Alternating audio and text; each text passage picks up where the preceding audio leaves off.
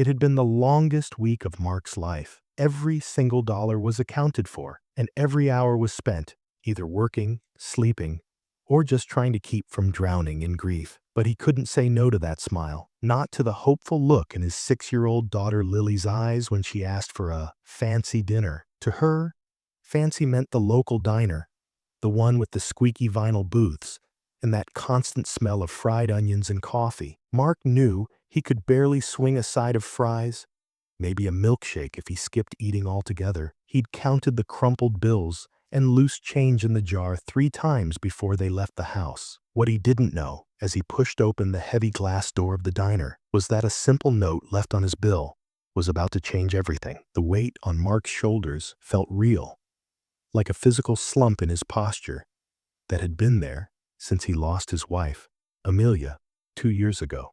It was a weight made of grief, pure exhaustion, and the crushing pressure of raising a little girl alone on a warehouse worker's salary. Some days, it was a dull ache. Other days, like today, it was suffocating, making every breath a chore. This week had been especially brutal. An unexpected car repair bill had wiped out the little savings he'd managed to hide away.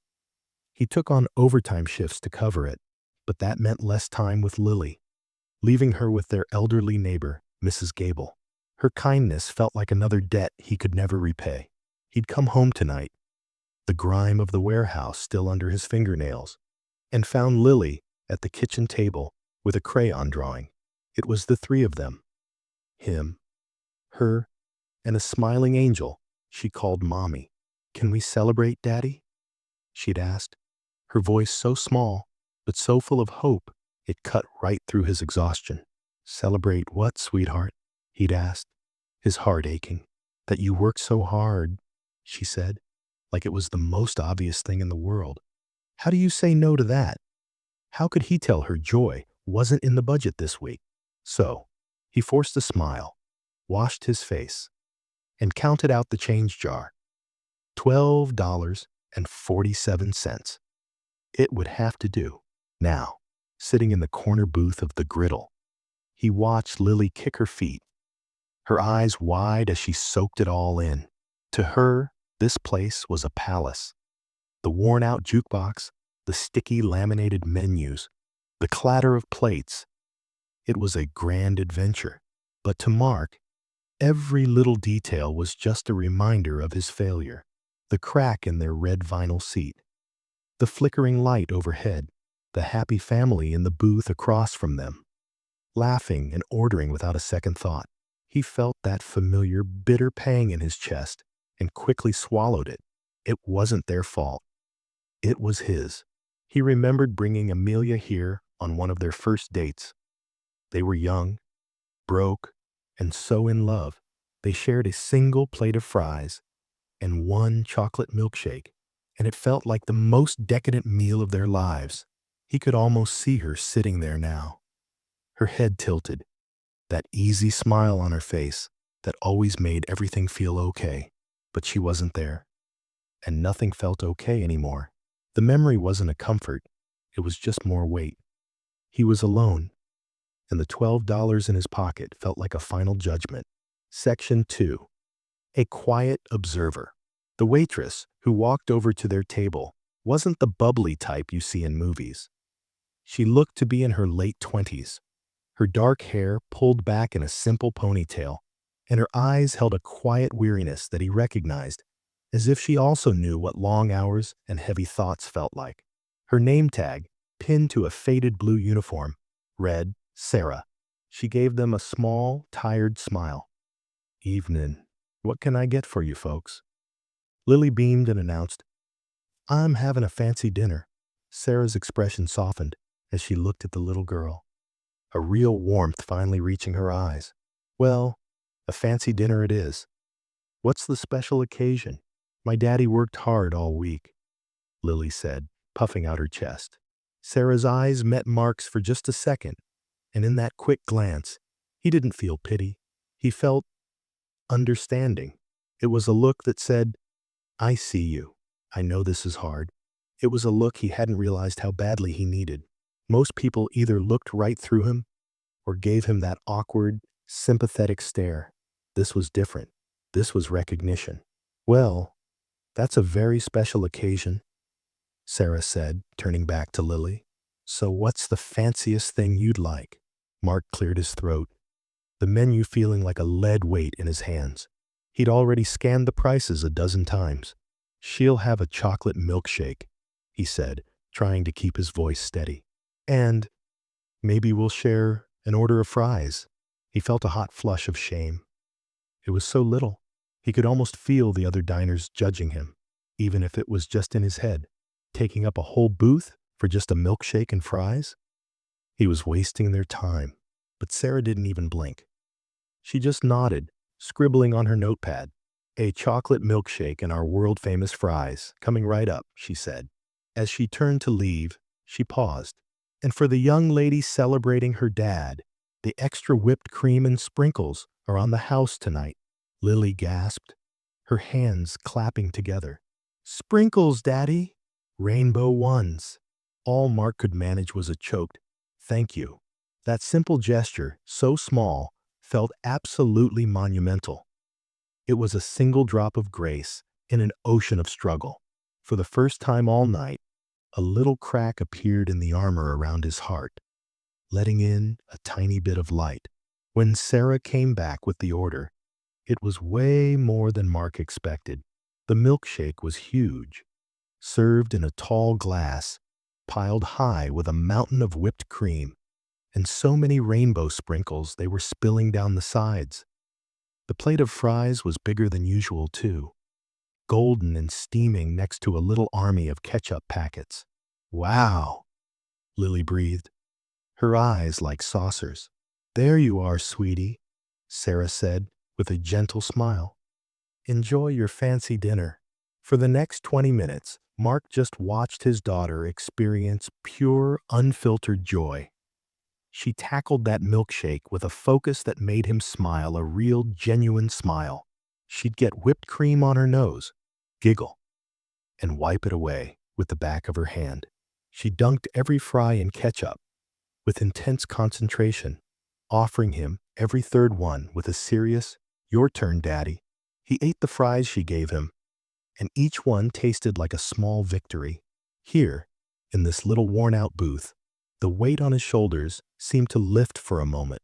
He wasn't a grieving widower or a struggling worker. He was just a dad, sharing a treat with his daughter.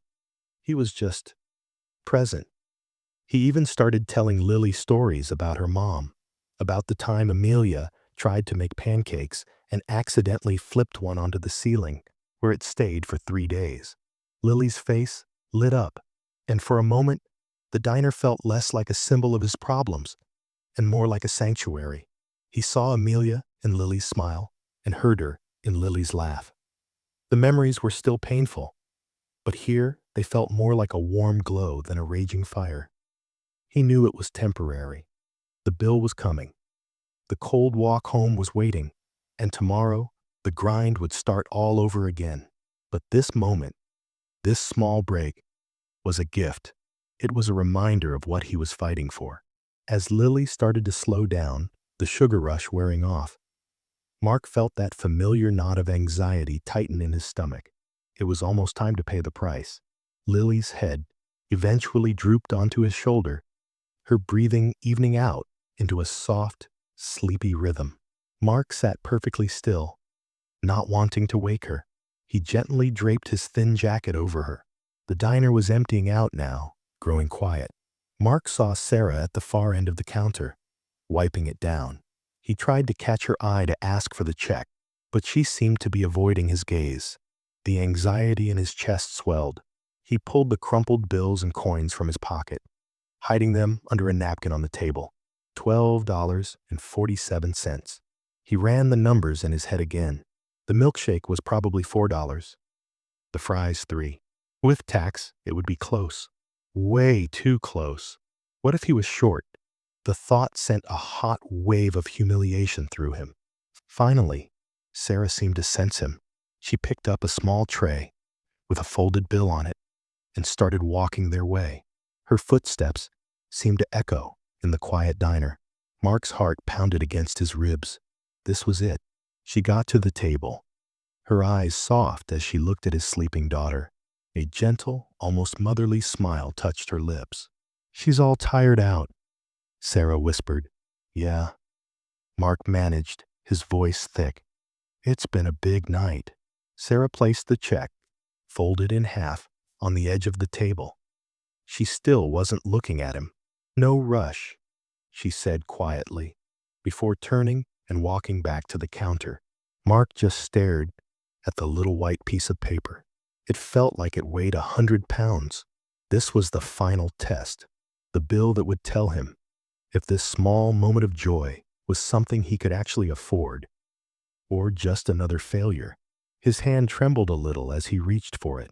He took a deep breath and unfolded the receipt.